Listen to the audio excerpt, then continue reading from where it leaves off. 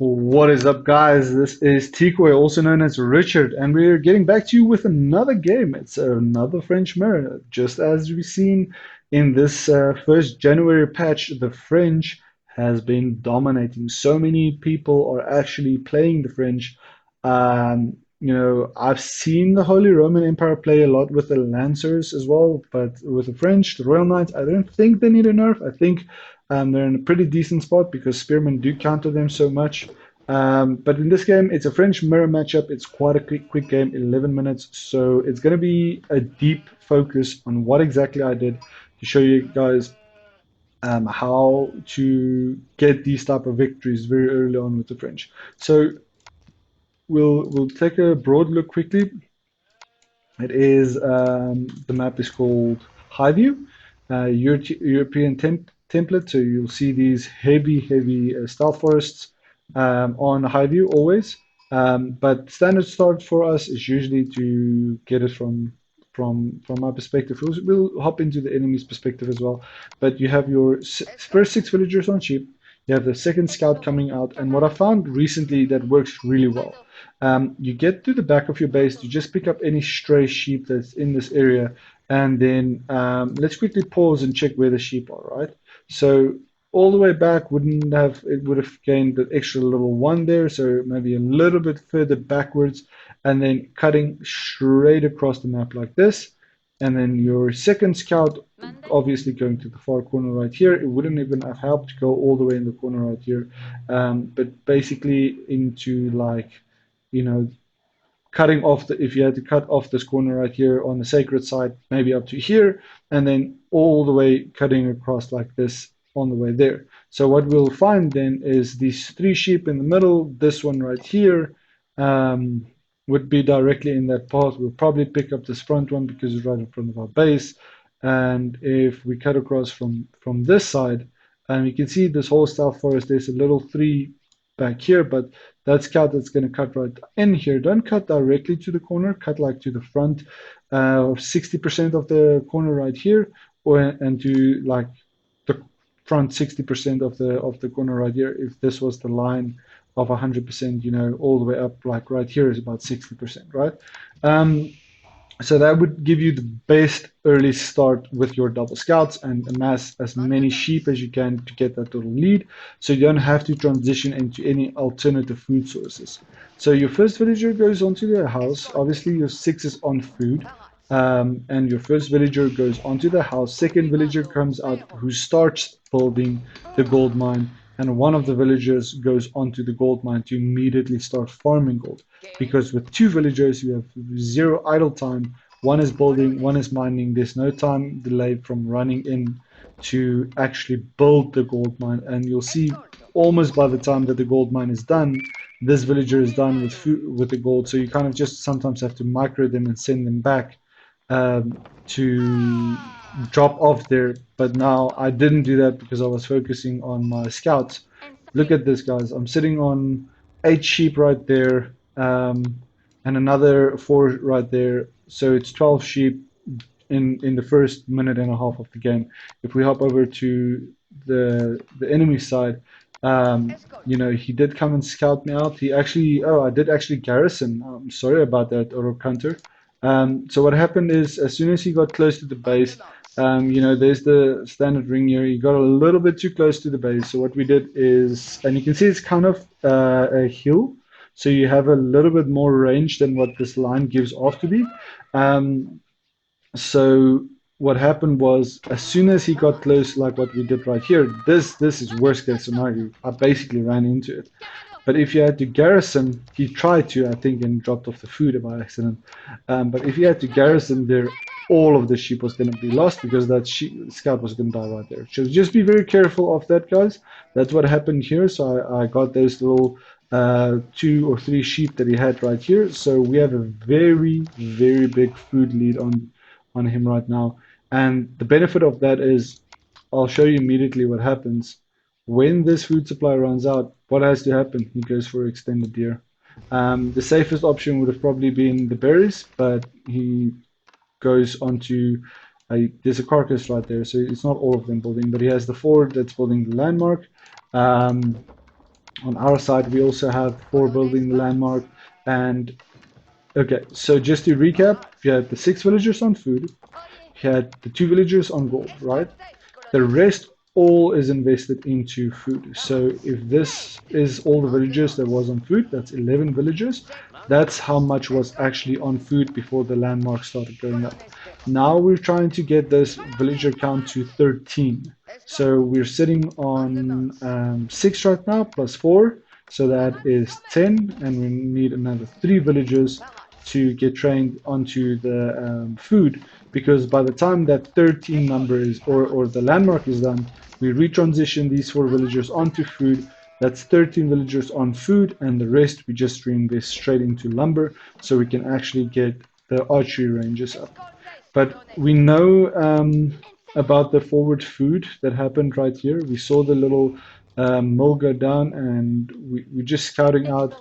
You can see usually I bind the scouts to control 1 and control 3. So he picked up 2 extra sheep, good for him there. But we're trying to get rid of all these fog of war areas.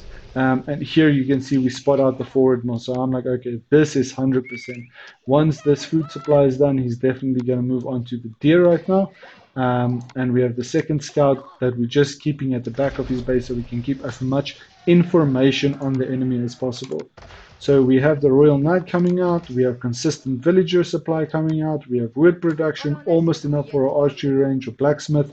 Um, and you have to decide for yourself, is it worth going for an archery range if you're, if you are getting proper raids in, like what's going to happen here on the deer.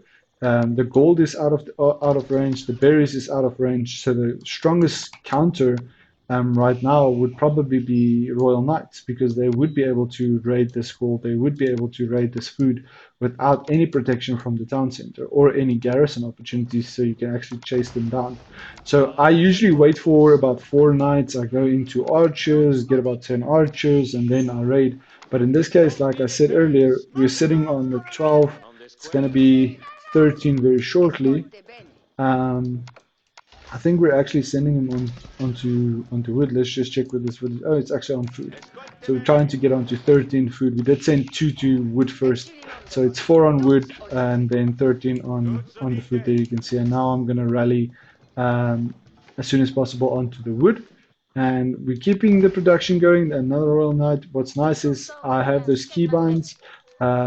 My Royal Knights are usually on 4. Town center is on 2, so I can be on my Royal Knight, just check with my town center. I am still training units, hop back to the town center, train another house like I'm going to do right there, and then just jump back to my army. So we get the first villager, get the second villager, third villager, idle villagers right there, and now we just cut off this food supply. We don't need to chase this. And now you can actually use the scouts because they have a much bigger line of sight to just get forward to see what the counter is right now. We know there's a villager production. We can actually see there's no um, cavalry production happening on his side. We can't really see. There we go. We run forward with the scout. Is there any on wood? Is there any villagers on these berries? And all we're doing right now is just keeping the Royal Knights out of sight of the deer, so we can actually raid that if he decides to come forward again. We do see with the scout that he did push all of those villagers onto gold, so he doesn't have a market or anything. So this is kind of a bad call. The better option would have been to go for like a wood and gold, so you can actually get some archers out or anything like that. But I don't know why he went onto the gold right now. But we know that because we have the one scout right here, we have the second scout right here, so we can see the food and the wood and the gold.